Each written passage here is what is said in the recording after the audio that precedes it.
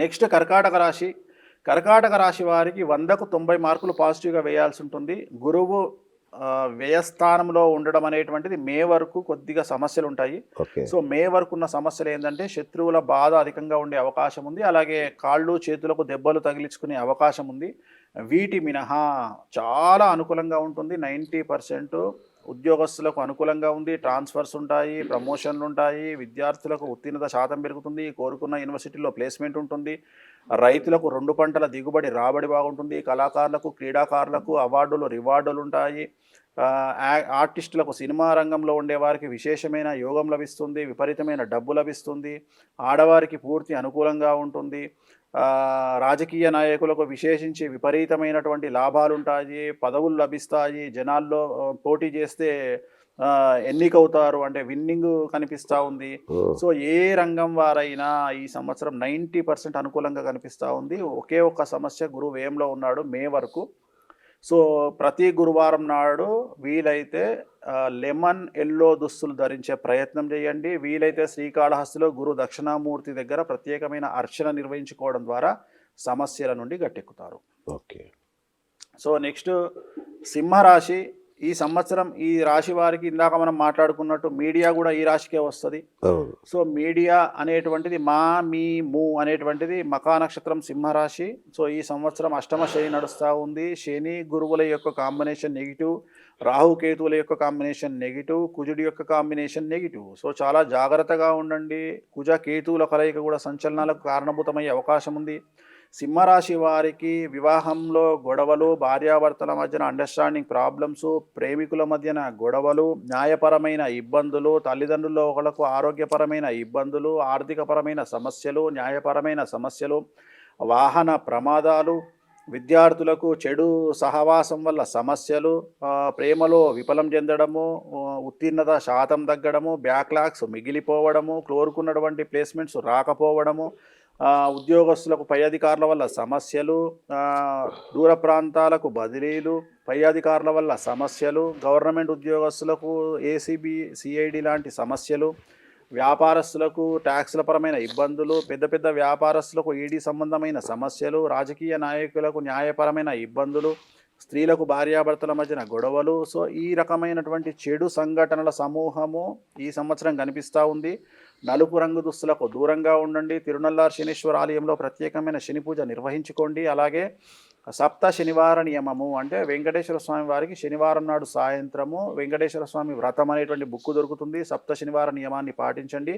వెంకటేశ్వర స్వామి వ్రతాన్ని 7 వారాల పాటు 7 శనివారాల పాటు నిర్వహించండి. సమస్యల నుండి గట్టెక్కుతారు. గురుగారు, ఇది నా రాశి ఇంత ఘోరంగా ఉంది ఏంటి? ఏమైనా ఉపశమనం? చెప్పాను కదా, చెప్పా కదా. అంటే పర్సంటేజ్ చెప్పండి కొంచెం, ఊపిరి పీల్చుకోవడం అది దారుణంగా. నెగిటివ్ అయితే 80% ఉంది.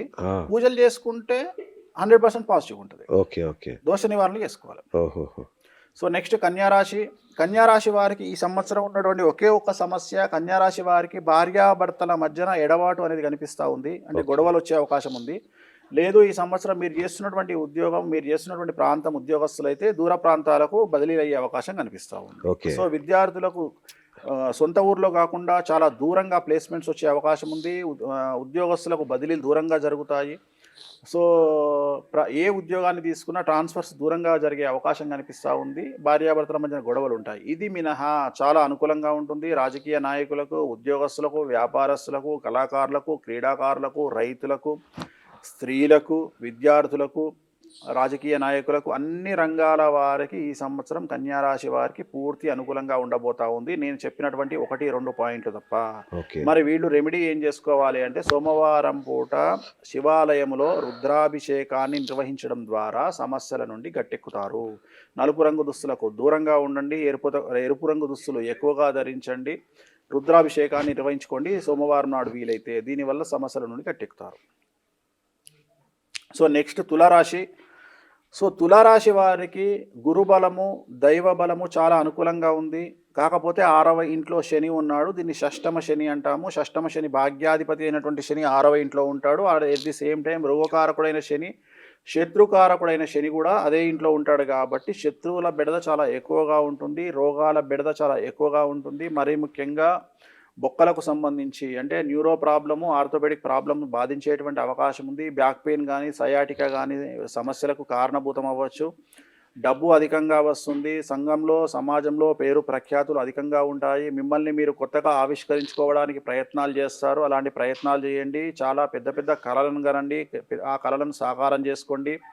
సంఘంలో చాలా గొప్పగా బ్రతకడానికి ప్రయత్నించండి. మీరు ఎంత గొప్పగా ప్రయత్నాలు చేస్తే అంత గొప్పగా సఫలీకృతులు అవుతారు. కాకపోతే కుటుంబంలో పెను సంచలనం జరిగే అవకాశం ఉంది. జాగ్రత్తగా ఉండండి. తొందరపాటు మాటలు, తొందరపాటు నిర్ణయాలకు దూరంగా ఉండండి. గొడవలకు దూరంగా ఉండండి. నలుపు రంగు దుస్తులకు దూరంగా ఉండండి. రాత్రిపూట ప్రయాణాలను వాయిదా వేసుకోండి. అలాగే శనివార నియమాన్ని పాటించండి. ఇందాక చెప్పినట్లుగా శనివార నియమాన్ని పాటించండి. శనివారం నాడు శ్రీ వెంకటేశ్వర స్వామి వారి వ్రతాన్ని 7 వారాల పాటు ఆచరించండి. సమస్యల నుండి గట్టెక్కుతారు. సో నెక్స్ట్ వృశ్చిక రాశి. ఇంచుమించుగా 100కు 100% అనుకూలంగా ఉన్నటువంటి మరొక రాశి వృశ్చిక రాశి.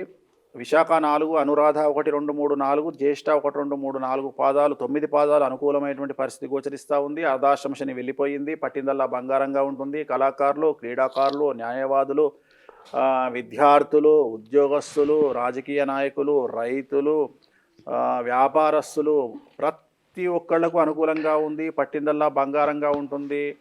100కు 100 కిలోమీటర్ల స్పీడ్తో మీ జీవితం అనేటువంటిది ముందుకెళ్తుంది. వచ్చినటువంటి అవకాశాలని సద్వినియోగం చేసుకోండి. హెక్టిక్ షెడ్యూల్ను అడ్జస్ట్ చేసుకునే ప్రయత్నం చేయండి. ఆరోగ్యాన్ని జాగ్రత్తగా చూసుకోండి.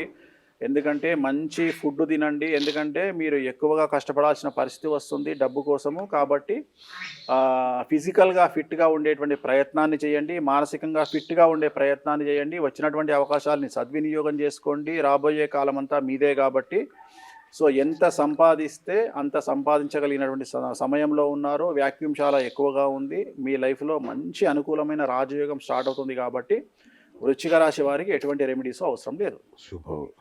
సో నెక్స్ట్ ధనుస్సు రాశి.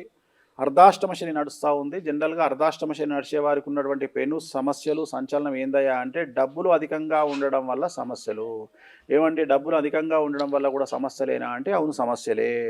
చూడక 10 సంవత్సరాల తర్వాత డబ్బును చూస్తే ఆ డబ్బును తీసుకెళ్ళి అప్పు ఇవ్వాలనిపిస్తుంది, ఇంట్రెస్ట్కి ఇవ్వాలనిపిస్తుంది, వ్యాపారంలో పెట్టాలనిపిస్తుంది, చిట్టీలు వేయాలనిపిస్తుంది, నమ్మిన వాళ్ళ దగ్గర డబ్బులు పెట్టాలనిపిస్తుంది. సో ఇవన్నీ కూడా ఏది చేసినా తిరిగి మీకు రూపాయి కూడా రిటర్న్ రాదు. కాబట్టి జాగ్రత్తగా ఉండండి. వ్యాపారాల్లో పెట్టకండి. అనవసరంగా నమ్మిన వారి దగ్గర మోసపోయే అవకాశం ఉంది. చిట్టీలు వేయకండి, అప్పులు ఇవ్వకండి. జాగ్రత్తగా గవర్నమెంట్, ప్రభుత్వ బ్యాంకుల్లో దాచుకోండి. జాగ్రత్తలు తీసుకోండి. తొందరపాటు నిర్ణయాలు, తొందరపాటు ఇన్వెస్ట్మెంట్లు, తొందరపాటు వ్యాపారాలు, తొందరపాటు డబ్బుకు సంబంధించిన నిర్ణయాలకు దూరంగా ఉండండి. విద్యార్థులకు అనుకూలంగా ఉంది. ఉద్యోగులకు అనుకూలంగా ఉంది. వ్యాపారస్తులకు అనుకూలంగా ఉంది. రైతులకు 2 పంటల దిగుబడి రాబడి అనుకూలంగా ఉంది. రైతులకు అనుకూలంగా ఉంది. స్త్రీలకు అనుకూలంగా ఉంది. రాజకీయ నాయకులకు అనుకూలంగా ఉంది. ఓన్లీ సమస్య అర్ధాష్టమ శని ఉంది కాబట్టి తిరునల్లార్ శనీశ్వర ఆలయంలో ప్రత్యేకమైన శని పూజ నిర్వహించుకోండి. నలుపు రంగు దుస్తులకు దూరంగా ఉండండి. నలుపు రంగు వాహనాలకు దూరంగా ఉండడం ద్వారా సమస్యల నుండి బయటపడతారు.